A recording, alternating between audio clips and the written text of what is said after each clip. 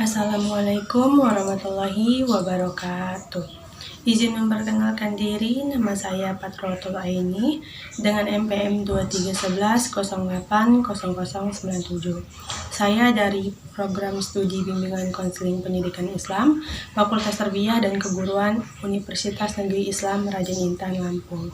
Video ini saya buat untuk memenuhi tugas ujian akhir semester saya dengan mata kuliah Filsafat Pendidikan Islam dengan dosen pengampu Bapak Dr. Ali Murtado MSI.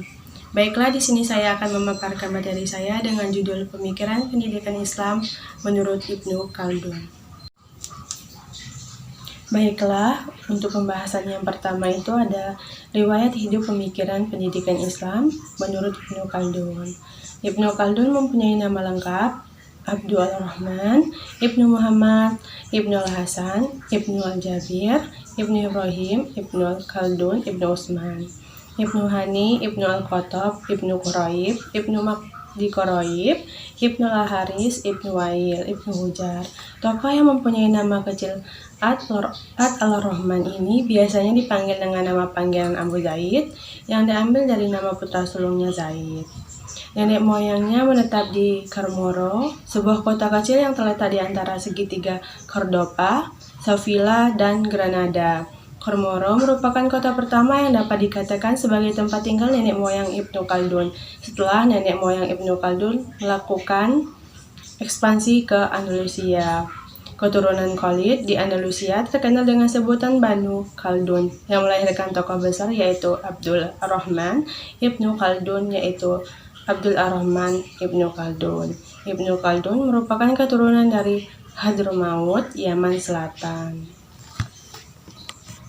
Baiklah, yang kedua itu ada karya-karya Ibnu Khaldun. Ibnu Khaldun adalah seorang pemikir yang terkenal dengan karya-karya besarnya yaitu Al-Muqaddimah, Al-Ibar, dan Al-Ta'rif.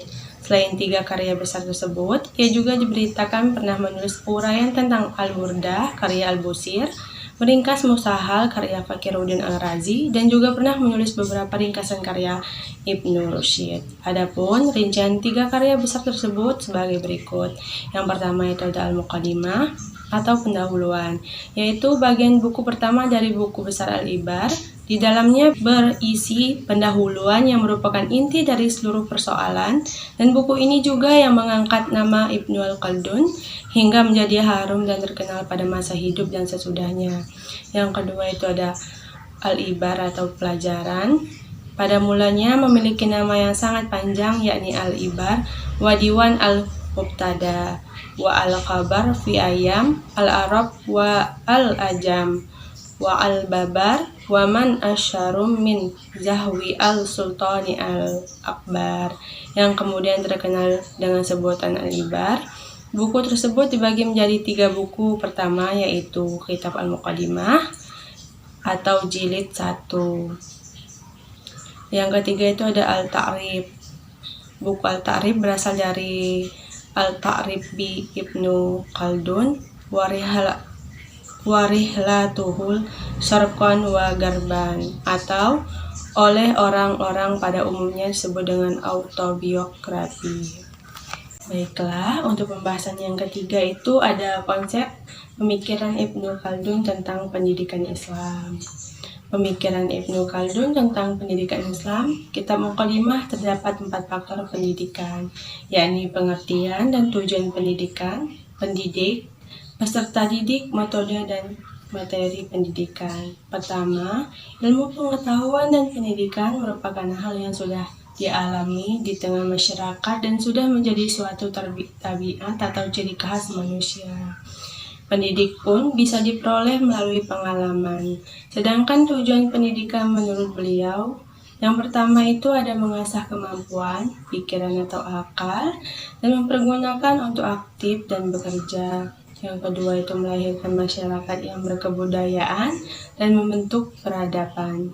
Yang ketiga ada agar mampu memenuhi kebutuhan hidupnya atau memperoleh rezeki, meningkatkan keyakinan pada Allah. Baiklah, dan untuk pembahasan yang keempat itu ada tujuan pendidikan menurut Ibnu Khaldun, Ibnu Khaldun berpendapat bahwa tujuan pendidikan pertama adalah memberikan kesempatan kepada pikiran untuk aktif dan bekerja, karena dia memandang aktivitas ini sangat penting bagi terbukanya pikiran dan kematangan individu. Kemudian, kematangan ini akan mendapatkan faedah bagi masyarakat. Sedangkan, manifestasi terpenting dari aktivitas pikiran ini adalah usaha mencapai ilmu pengetahuan. Ibnu Khaldun tidak memisahkan antara teori dan prakteknya. Tujuan pendidikan menurut Ibnu Khaldun itu juga dibagi menjadi dua bagian. Yang pertama itu ada tujuan pendidikan yang berorientasi kepada akhirat.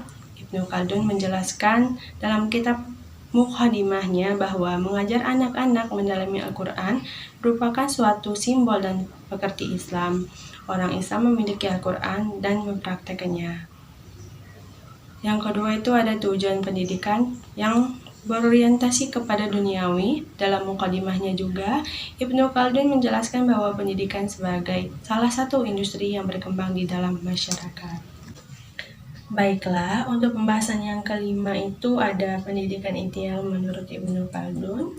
Ibnu Khaldun dalam bukunya tidak membahas definisi komponen dan karakteristik dalam kurikulum yang sistematis. Seperti yang telah diketahui, bahwasanya Ibnu Khaldun banyak membicarakan tentang ilmu beserta pengelompokannya, melainkan dalam arti sempit dan hanya sebatas materi saja. Dalam konsep pendidikan, Ibnu Khaldun membagi menjadi 4 bidang, diantaranya kurikulum pendidikan, ilmu, manusia, didik yang terdiri dari pendidik dan peserta didik, metode pengajar dengan tujuannya. Metode pengajar dengan tujuannya itu dibagi menjadi dua. Yang pertama, kurikulum pendidikan. Dalam pembahasan kurikulum, Ilmu Khaldun mendefinisikan kurikulum hanya sebagai ketetapan dan pengetahuan yang terbatas atau bentuk kita cetak tradisional untuk mempelajari peserta didik pada semua tahap pendidikan. Yang kedua itu ada ilmu dan materi. Ilmu Khaldun menyatakan bahwa perkembangan ilmu pengetahuan dan pendidikan dipengaruhi oleh sebuah peradaban. Menurutnya, pendidikan merupakan salah satu elemen operasional yang penting dalam pertumbuhan manusia agar lebih berilmu. Baiklah, cukup sekian pemaparan materi dari saya. Saya mohon maaf bila ada salah kata. Pada Allah saya mohon ampun. Saya akhiri. Wassalamualaikum warahmatullahi wabarakatuh.